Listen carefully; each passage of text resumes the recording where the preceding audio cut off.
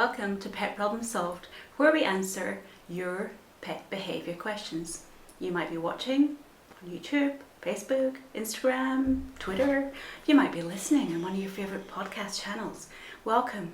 I'm Dr. Jo Righetti and I'm keen to get to your pet behaviour questions.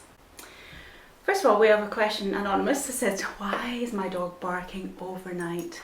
We put him out in the yard, we bring him in, he still seems to bark. Okay, well, it's a good idea when any dog is barking to look for the cause of that behaviour. Is it that the dog is bored? Probably not overnight, as long as you've stimulated him enough during the day with walks and exercise and training and so on. Could your dog have some sort of anxiety issue if you're separating from him, but perhaps during the day he's with you all the time and then at night you're separating? That could be a separation anxiety issue causing the barking, and I'd suggest have a look at my website petproblemsolved.com.au and look up separation anxiety if that could be the case. When most dogs bark overnight, it's what I would determine disturbance barking. They're hearing something in the neighbourhood, a neighbour coming home, a possum dropping into your garden, somebody walking past your driveway, a noise from outside the window. Something like that is going on and your dog's barking at that. So what you'd need to do there is really have a look at how you can desensitize him to this noise. He's sensitive to these noises, reacting to them.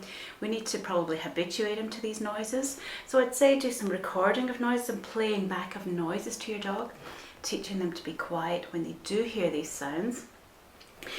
If this all sounds a bit hard, I would engage the services of a dog trainer to get you started at least, if not help you with the whole process. Or another simple way would be to relocate your dog to a different area of your home overnight, somewhere where they're not getting the stimulation of these noises and barking. Good luck with it.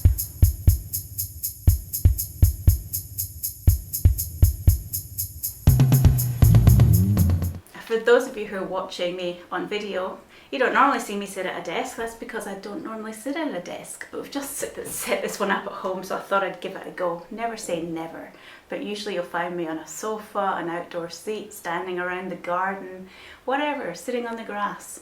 But gotta give a desk a go sometimes. Well, the question came through, why is my cat afraid of her cat carry case? Okay, well, cats can be afraid of certain things, and the cat carry case to her is probably representing times that were unpleasant in the past. Possibly car travel where she got a bit car sick, possibly trips to the vet where something painful or just frightening happened there. So what we have to do is to get your cat used to this cat carry case. What I'd say is just get the case out, sit it around your home, put it in your lounge room, but do nothing with it. Just have it there, have the door open. Okay, and then you could perhaps put it in a couple of days' time, put it in a different room. Again, just door open, maybe occasionally door shut. And then perhaps you could put whatever your cat's favourite food is, a little treat or two, just sitting at the entrance to it. You could put a blanket over the top so the cat wants to, get on top of it, get around it, and then put the blanket inside. Eventually your cat will probably accept it being there and will try to get in it, especially if there's yummy treats or a toy if they love playing in there. It's important that you don't shut your cat in for a little while till they get used to it. And when you do eventually get your cat in there, you can shut the door for a second, then open again. So you're reinforcing that nothing bad happens while you're in there. And also, just a little stage by stage of lifting that carry case up. And if your cat is afraid of even further going out travelling, then I'd say you take that in very gradual stages too, such as putting the cat carry case in the car, going nowhere, getting it out again. Revving the engine the next time, getting the cage out again. So we're doing it very slowly, gradually desensitizing your cat to this cat carry case. I hope it all works out well, Jane.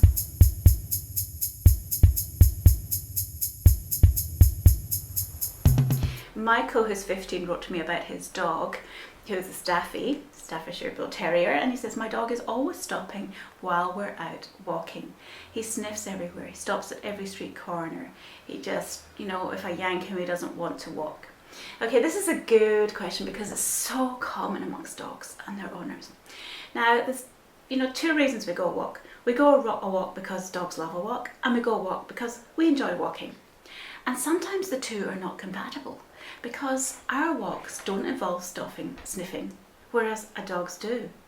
Presumably we're walking a dog to give it some mental and especially physical exercise. Physical exercise is important, very important for dogs. It helps them calm down the rest of the day. But equally important to physical exercise is this mental exercise. And by mental exercise, I mean sniffing. Dogs' noses are so much more powerful than humans. We can't sniff, even a quarter, even a millionth probably of what they sniff. And so it's really important that we give them a chance on their walks to do that sniffing. That will exhaust them just as much as pounding the pavements. So it's important that you give your dog places they can go, opportunities to actually do that sniffing. Now, if it's still important for you, Michael, or anyone else to go for their own walk, you may need to do that separately from your dog. Or perhaps there's a different route you can take where your dog is less likely to sniff. Whatever, keep enjoying your walks, keep exercising your dog. And it may also be worth doing a little bit of training of how to get your dog to walk on a leash the way that you'd like them to.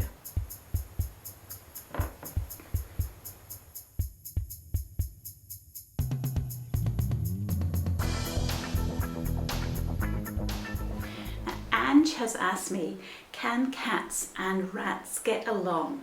My daughter's bringing home her friend's rat for the holidays and I'm just worried about our cats. We've got 2 beautiful cats. Yeah, well, I would say definitely supervise. Nothing worse than looking after a friend's pet and getting worried about that, so I definitely supervise the whole time. But for instance, if you were thinking about getting a rat as a pet, it absolutely is possible.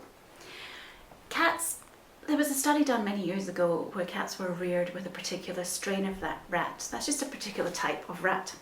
And what happens when cats were young, they came to accept those rats as family members, and introduced to that same strain later on in life, they accepted them.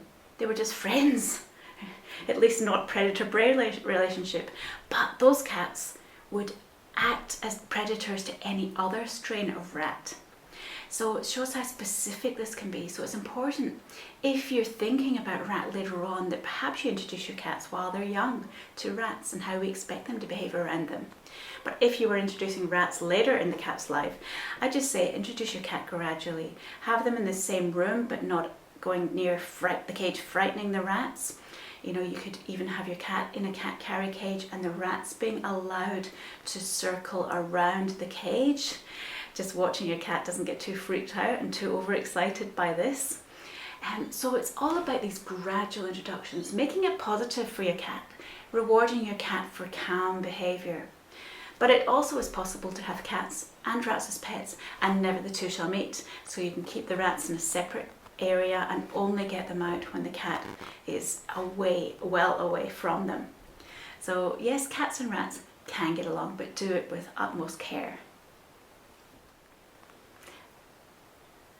And while we're speaking out about rats, I had another question come through from Frederick, who said, do rats or mice make the best pets? My kids are very keen for them, but we're not sure which to get. Both can make great pets, absolutely. I've had mice as pets, I've looked after rats, I've not had a rat as a pet, but absolutely lovely. Now rats are larger, so perhaps easier to handle than small mice. People say rats and mice can be smelly. Well, yeah, but so can any animal. You've got to clean them out. There's a lot of work involved with rats and mice. Go and meet some breeders. Go and meet, where rat and mouse rescue. Find out more about them. Find out what you enjoy. But absolutely, get yourself set up in the house for this nice large cage with lots of tunnels they can go through. You'll have a ball enjoying them. But one word of caution, rats and mice do not get along together. So you need to keep them separate, or you go for one species or the other. Do let us know, Frederick, what you decide in the end, rats or mice. Now, if you'd like to ask a pet behaviour question, please send an email to info@petproblemsolved.com.au. If you're watching on YouTube, please subscribe. If you're watching on Instagram television, please subscribe.